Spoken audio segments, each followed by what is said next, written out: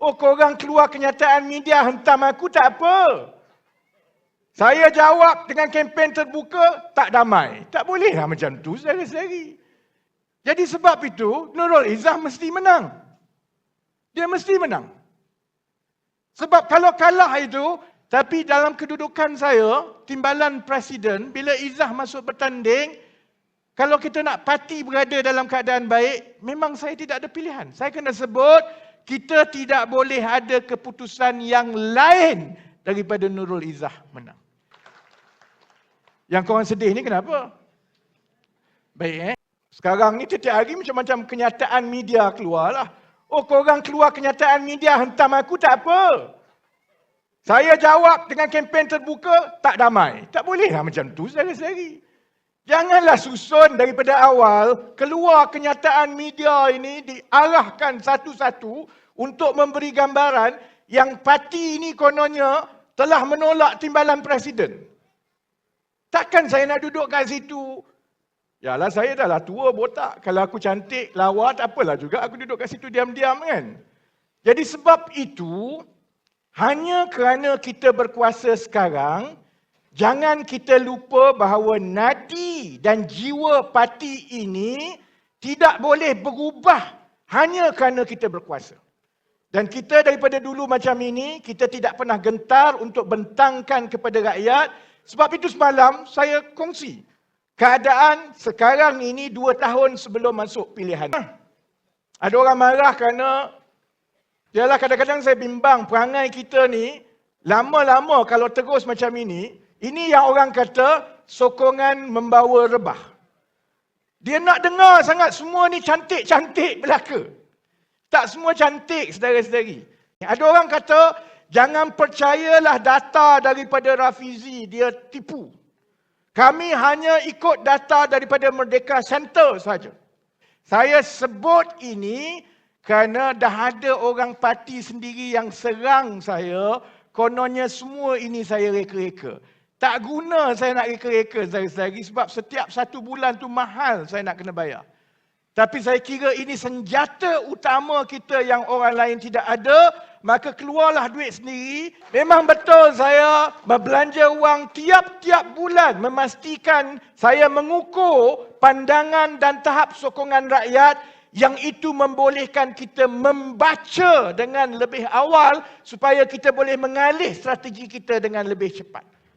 Bentuk pimpinan mana yang kita perlu pilih untuk masuk pilihan raya umum ke-16 supaya Datuk Seri Anwar Ibrahim dapat peluang penggal kedua jadi Perdana Menteri? Saudara-saudari jawab. Tak kerti jawab. Tak mudah saudara-saudari dalam keadaan macam ini. Kalau ini cita rasa rakyat di luar, maka bentuk yang macam mana? Sebab itu saya, kalau orang nak kritik saya, kenapa kempen secara terbuka, rakyat dengar semua ni, saya rasa cara ini lebih mematangkan, lebih menarik minat rakyat yang menonton sekarang berbanding dengan kita buat secara tertutup di hotel-hotel, kemudian kita bagi arahan kepada cabang-cabang, sila bagi bawa 40 orang supaya kita boleh berselfie ramai-ramai. Kita mungkin rasa gah dalam parti saudara-saudari, tapi kita sangat terpisah daripada rakyat di luar. Kita mengundang masalah yang sepatutnya tidak berlaku. Parti tenang, keadaan dia tak ada isu. Hanya kerana dalam pemilihan 2022, banyak ketua-ketua cabang yang menang di bawah ini, banyak menyokong gagasan ayuh Malaysia yang saya bawa. Jadi tiba-tiba bila kita jadi kerajaan, ada orang yang lebih sudu daripada kuah. Tiba-tiba kata, kita kena tukar dia orang semua ini. Kerana kita kena pastikan bahawa akar umbi kita 100% bersama Presiden. Benda itu tak pernah timbul pun. Benda itu tak pernah timbul. Saudara-saudari, kalau saya ini, Azmin Ali, tak adalah aku ada kat sini. Buat apa? Oleh kerana walaupun tidak ada masalah langsung dalam parti, tak timbul soal. Presiden pun dah kata seboleh-bolehnya, bukan seboleh-bolehnya, Presiden dah kata kalau di MPP dan juga dalam biro politik, Nombor 1, nombor 2 tak payah bertanding lah. Kita nak mengekalkan ketenangan ini. Benda tu semua dah tahu dah. Tapi oleh kerana ni, macam saya sebut, kalau kita tak belajar daripada sejarah Fidel Castro, Raul Castro, Che Guevara, bila ada sebegitu di dalam pimpinan tertinggi negara, dia tak boleh cucuk sini, dia cucuk ke sini. Maka adalah orang cucuk-cucuk semua.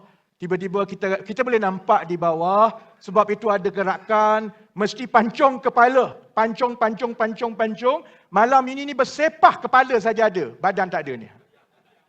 Yang datang ni kan. Jadi daripada kita tak ada masalah, tiba-tiba ada masalah. Saya sebut sekarang apa keadaan kita ni bila Izzah masuk gelanggang bertanding dengan saya. Sebenarnya macam mana pun yang kena telan dan yang kena pikul masalah ini ialah Datuk Seri Anwar Ibrahim.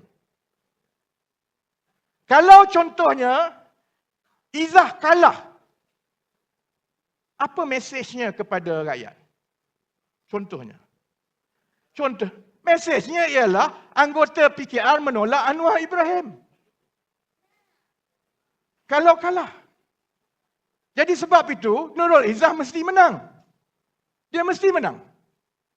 Sebab kalau kalah itu, kita akan masuk dalam pilihan raya dalam keadaan yang kita tak boleh gambarkan nak berdepan dengan pembangkang dan juga polemik politik yang akan ada dalam dan luar kerajaan. Kerana orang akan kata Nurul Izzah kalah bermakna Anwar Ibrahim ditolak oleh parti sendiri. Kempen saya mudah. Saya nak tutup dengan begini. Undilah Nurul Izzah, saudara-saudari. Sebab kita tidak boleh ada keputusan yang lain. Itu yang akan menyebabkan kita dah berada dalam keadaan itu. Walau macam mana pun pilihan peribadi, walau macam mana pun orang rasa macam mana, kita tidak boleh ada keputusan yang berlainan kerana kalau Nurul Izzah tak menang, maksudnya anggota parti menolak Anwar Ibrahim. Sebab itu saya lain kali saudara-saudari, kalau hidup panjang, ada pemilihan lagi, fikir panjang-panjang. Sebab itu saya kata jangan oleh kerana bila menang saja pintu ini terbuka, semua orang mula masuk ni. Mula masuk dan bila yang masuk itu lebih sudu daripada kuah. Buatlah yang terbaik. Saya nak sebut kepada semua orang, bagi saya, kalau nak mengundi, yalah amin semua itu ikut suka dia lah. Tapi dalam kedudukan saya, timbalan presiden, bila Izzah masuk bertanding, kalau kita nak parti berada dalam keadaan baik, memang saya tidak ada pilihan. Saya kena sebut, kita tidak boleh ada keputusan yang lain daripada Nurul Izzah menang. Dan kalau Izzah menang, saudara-saudari sokong dan bantulah dia, kerana beban yang dia akan tanggung adalah beban yang sangat berat dalam keadaan semua ini berlaku. Saya ingat kita dah melalui banyak turun naik dan sebagainya. Kalau kita berterus terang dengan hati kita, kita tahu jalan kita semua bukan jenis orang makan dalam, tak ada masalah. InsyaAllah, kalau Allah tetapkan parti ini adalah baik untuk negara kita, InsyaAllah marilah cabaran macam mana pun, InsyaAllah kita boleh menang sekali lagi dalam PRU 16 sebab kita pernah lakukan dalam tahun 2022, saudara-saudari. Yang korang sedih ni kenapa? Baik Yang kat luar-luar bising tu sampai dah nak jadi macam walaun serang saya tu, teruskanlah buat. Saya pernah jadi orang muda dalam parti ini. Masa serang, kamu lupa bahawa politik ni panjang. Hari ini kamu serang dia, esok kamu kena pergi cari dia juga. Kalau saya masih lagi terus ada peranan saya sebagai juru kempen PH, nak tak nak orang rujuk kepada saya juga.